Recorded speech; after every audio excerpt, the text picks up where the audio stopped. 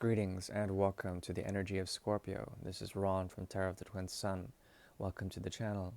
Tarot of the Twin Sun is a functional division within the Order of the Twin Sun. I do welcome you.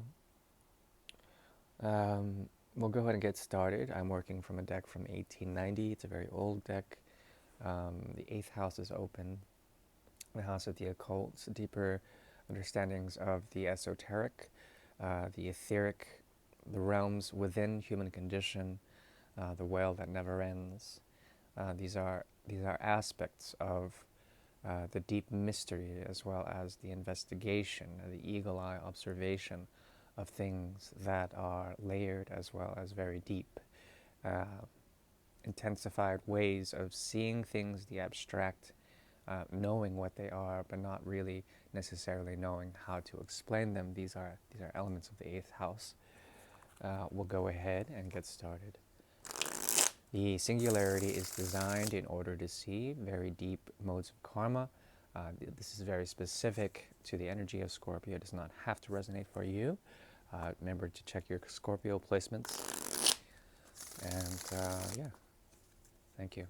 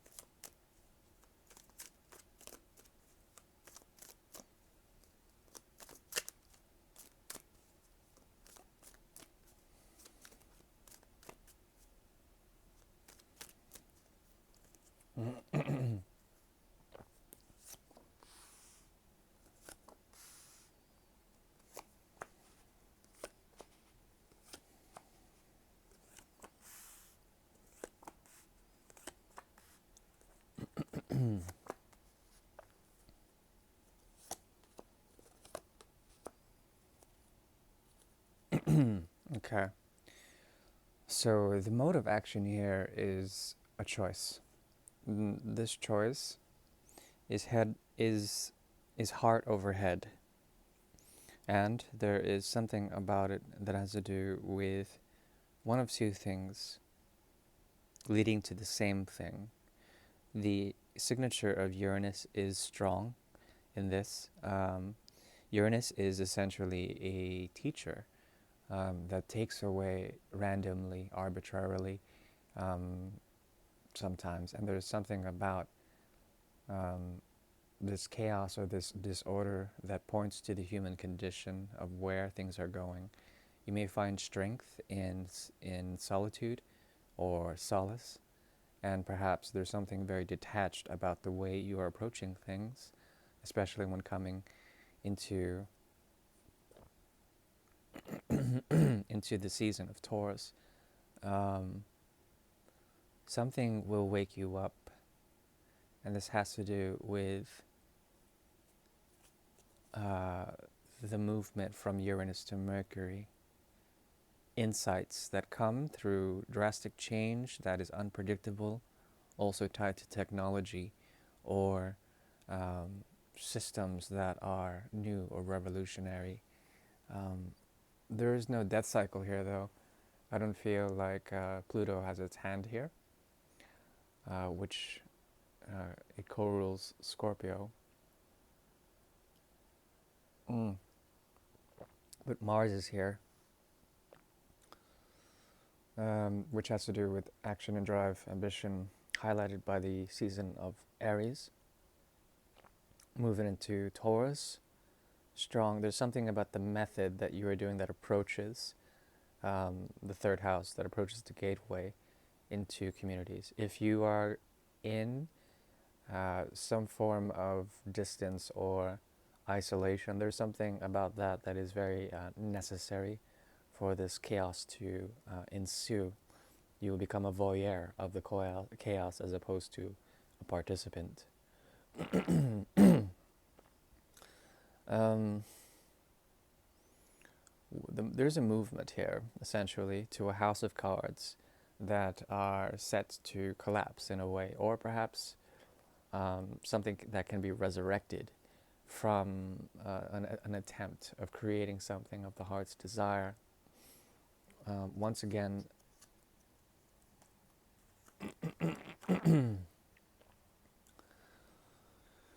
yes, um, there's a very spiritual signature with the choice you're about to make. It will lead to a type of elevation of the mind, or it has in the past. The past has been divvied up between elements of close destruction, avoiding that, and also ways of becoming very stable, at least within the inner body, the inner realm, the emotional body, that being steady. It required a lot of patience for you to learn from something that was almost an impending doom, that almost triggered to become a doom, but it didn't. And there's something wise about this, something mercurial or emotionally intelligent. What results out of this is some form of experience that you are going to possibly relive again in terms of what you're doing now, okay? Which is tied to this despondency, or this need to become more Aquarian, to let loose the expectations. The Queen of Cups to the Star card here, to let things take place and naturally fall into place with the Hanged Man. It's not that you're playing a victim, it's more that you are wise enough to understand the gateway, and that as soon as you cross the threshold of the gateway, you are forever doomed into opening another gateway. That is a theme and motif of Scorpio energy, one of them at least. The forever opening gateway. As one threshold is crossed, one door is closed, and then another opens, and then it continues, okay? And there's something about you that is trying to learn from this. What is being informed here, at least in the subconscious realm, are very deep secrets that are tied to what? Tied to the dream world and the experiences of the dream world. There's something very deep within the mirror of what we see phantasmagorically in the dream world, okay? What you can perceive there is helping you to constitute yourself in relation to yourself. Excuse me. So it's like yourself in relation to your own self. But it's like a deeper way of seeing something. And the thing is that as you perceive a mirror, there's only so much you can take from it, because the mirror can be warped. Your own perception can be warped. Your retinal sort of reception of that which you can attain through vision may be limited, but there's something beyond that, okay? And that is being informed by the dream world, by especially new moon cycles or sun cycles. The sun is the moon is in Aries, or it was in Aries, the new moon. So there's that co-ruler Mars between Aries and Scorpio that is influencing your dream world, giving it a lot of action. Excuse me. The sun is about to reach Taurus, so there's the mystery of the seven also comes out of this. Something or someone in some other that is a version of you, or that is within the dream world that reflects you, is contacting you there. This is coming out of a place of unrest, of trying to reach you there. But I think you either have your walls up in terms of empowerment. You have a firewall. It cannot be hacked in the dream world. But there also is the possibility that you could be doing this to another.